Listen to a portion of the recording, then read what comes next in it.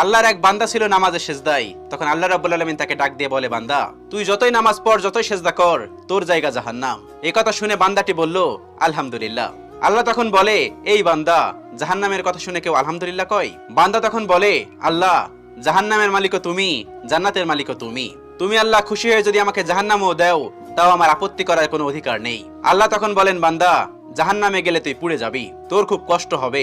বান্দা তখন বলতেছে, আল্লাহ, কষ্ট শুধু আমার হবে না, তোমারও হবে। আল্লাহ তখন বলতে